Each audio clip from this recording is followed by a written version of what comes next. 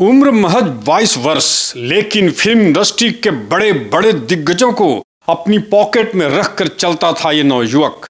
जिन किसी का जमीर नहीं झुकता था, जिनका ईमान नहीं डिगता था, उनकी भी कीमत लगाना जानता था यह 22 वर्ष का नौजवान।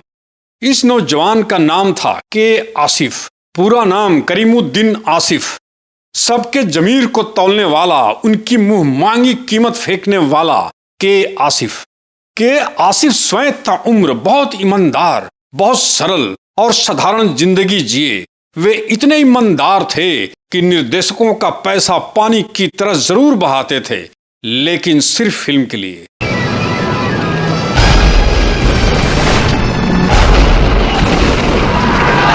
अपने ऊपर, अपने लिए कभी भी नहीं। इनके पास अपना घर तक नहीं था, न घर में बिस्तर, चटाई पर सोने वाले, भाड़े के कार से चलने वाले, यहाँ तक कि सिगरेट मांग कर पीने वाले के आसिफ ने अपनी पूरी जिंदगी में सिर्फ 2 फिल्में पूरी की। पहला फूल 1945 में और दूसरा 1959 मुगल-ए-आजम। और ये सिर्फ 2 फिल्मों से ही फिल्म इंडस्ट्री में वे शीर्ष के निर्देशकों में आते हैं। आपको जानकर हैरानी होगी कि आसिफ साहब बहुत पढ़े लिखे नहीं थे, लेकिन बड़ी और भव्य फिल्में बनाने की, कलात्मक तरजीह देने की, शब्दों यानी डायलॉग के प्रति भी उनमें बड़ी गंभीरता थी, कला थी, लगन थी और दूरदृष्टि थी। मुगल-ए-आजम में पानी की तरह पैसे खर्च हो रहे थे, फिल्म की अवधि बढ़ रही थी। फिल्म के निर्माण में विलंब होते देख मुगल-ए-आजम के निर्माता सापुरजी पालोनजी मिस्त्री निर्देशक के आसिफ से तंग आ चुके थे। एक फिल्म समीक्षक ने उनसे पूछा कि जब आपको इतनी समस्याएं हैं तो के आसिफ को झेल क्यों रहे हैं? उनकी जगह पर किसी दूसरे निर्देशक को क्यों नहीं देखते? मुगल-ए-आजम के निर्देशक ने कहा कि क्या कहूं, ये आदमी बहुत ईमानदार है, अपनी जेब में एक फूटी कौड़ी तक नहीं डालता। सीन के दृश्य की भव्यता के अंतर्गत जो इसे चाहिए वह किसी कीमत पर उसे चाहिए। उसमें कोई किसी तरह का यह आदमी समझौता नहीं करता। यह बात इसकी अच्छाई कह लीजिए या बुराई। आपको यहाँ बताता चलूं कि मुगल-ए-आजम 14 वर्ष में बनकर तैयार हुई थी। देश के बंटवारे में इसके पहले निर्माता सिराज अली हकीम और एक अभिनेता पाकिस्तान चले गए और इसके संगीतकार अनिल बिस्वास थे, जिनकी जगह बाद में नौशाद अली साहब ने लिया।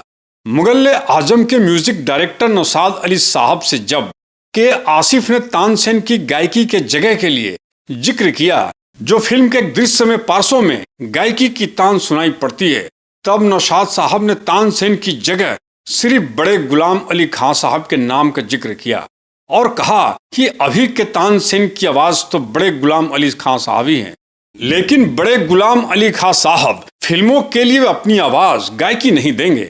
इसके लिए उन्हें मनाना मुश्किल ही नहीं, बहुत कठिन है, जो पूर्ण नहीं होगा। के आसिफ साहब ने कहा कि यह मुझ पर छोड़ दीजिए।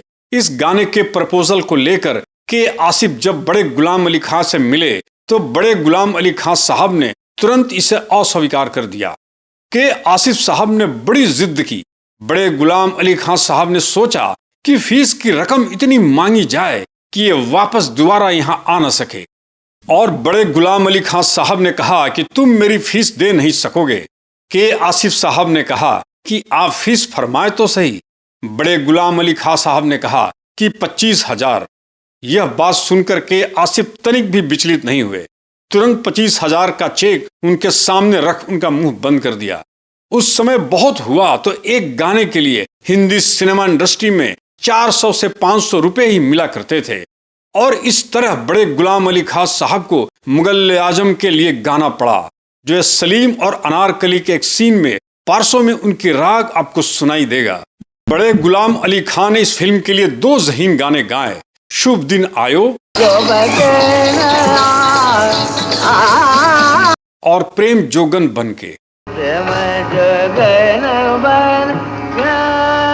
फूल 1945 की बड़ी बजट की फिल्म थी। के आसिफ की यह पहली फिल्म थी।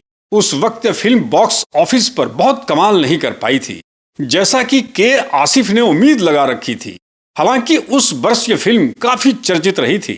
के आसिफ के सदे हुए निर्देशन की चर्चा फिल्म इंडस्ट्री में जरूर चल पड़ी थी। इस फिल्म को बनाने के पहले के आसिफ इस फिल्म के कहानी को लेकर जानना चाहते थे कि इसकी कहानी अच्छी है या बुरी।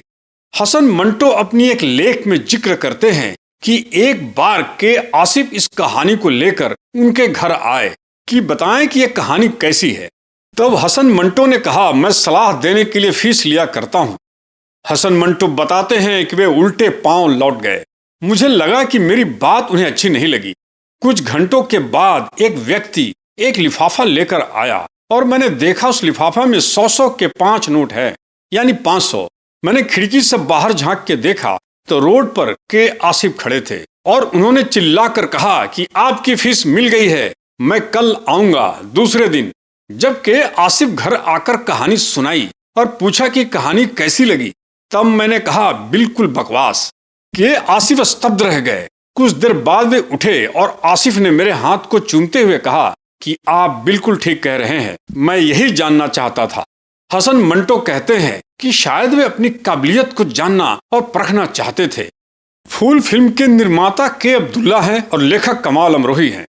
के आसिफ हाथ खोलकर पानी की तरह पैसा बहाने की एक और दिलचस्प कहानी है।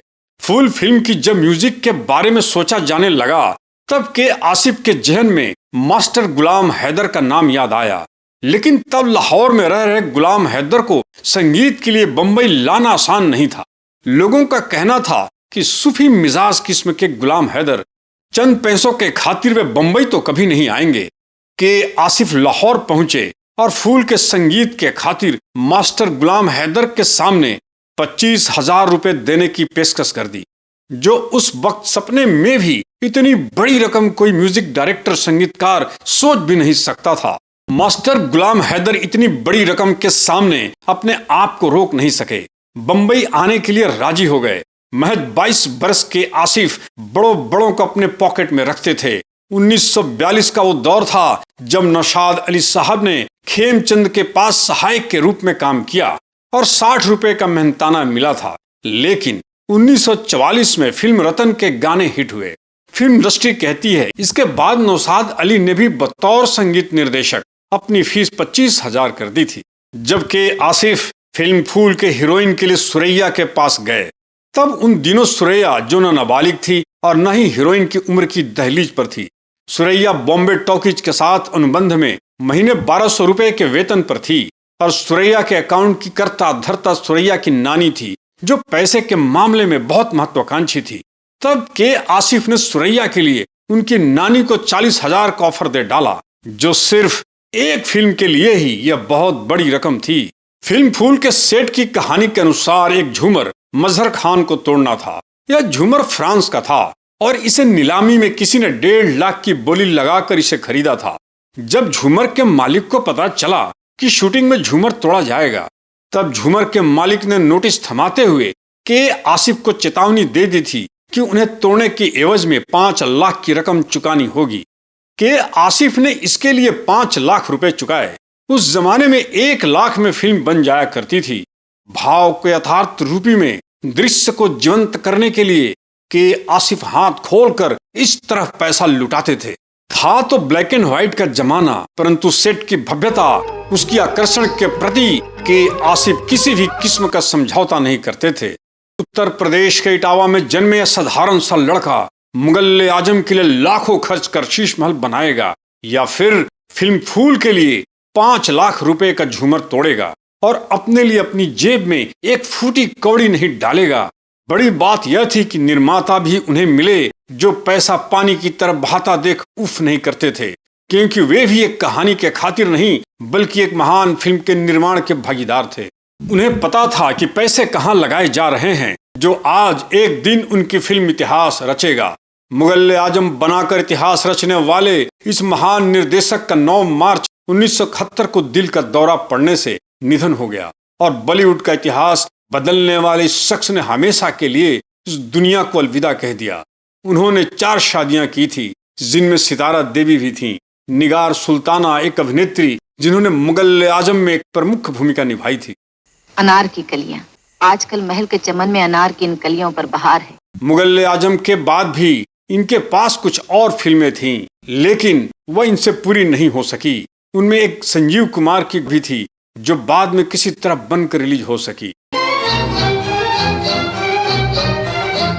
आज बस वीडियो में इतना ही। प्यार किया तो डरना क्या जब। अगर यह वीडियो थोड़ा भी अच्छा लगा हो तो कृपया लाइक करें, सब्सक्राइब करें, कमेंट करें और शेयर करना ना भूलें।